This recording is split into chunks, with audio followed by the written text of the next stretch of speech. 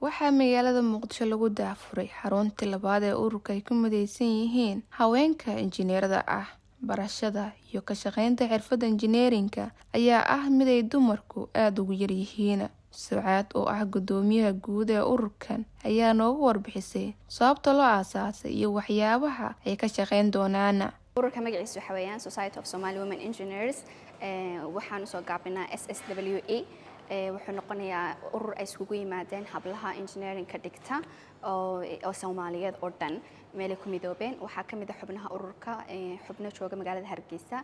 Waxaan kaloo sameynaa urur ahaan research-yaan sameynaa, training-aan sameynaa.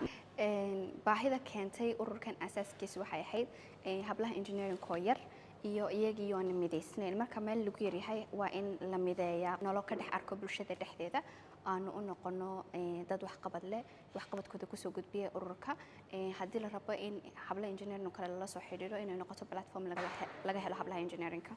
Gudoomiyaha midowga injineerada gobolka Banaadir Xasan Maxamed Faarax oo isna ku sugnaa madashan ayaa ka hadlay ahamiyadda ay leedahay in la hirgeliyo madal ay ku midaysan yihiin haweenka injineerada ah.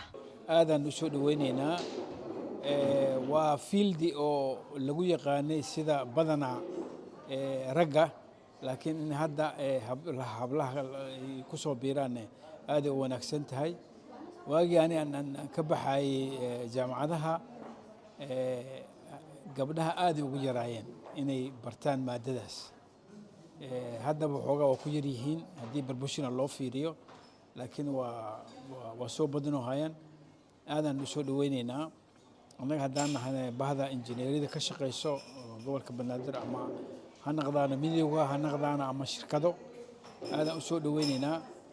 Dhanka kale waxaa shahaadooyin la guddoonsiiyay gabdho labadii cusub ee la soo dhaafay oo ururka tababar u waday. Nuur Cali Diblaawe ayaa ka mid ah ardadaas oo Bilan Media la hadashay. tababar ah leadership oo la xiriiray habka gabdhaha injineerada u noqon lahaayeen hogaamiye naftooda ah dadana bulshada u hogaamin lahaayeen. Programku wuxuu ahaa program aad iyo aad u fiican. ururku wuxuu qaataa talaabo aad iyo aad u wanaagsan.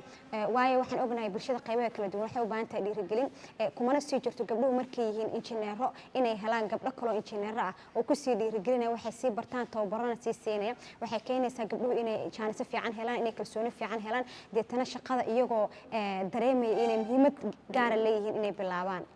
Muddooyinka u dambeeyay waxaa aad u soo badanayay inay dumarku bartaan maadooyin iyo xirfado ay aad ugu yaraayeen taasoo fursad u siinaysa inay meelo badan ka soo muuqdaan horumar taaban karana ka sameeyaan.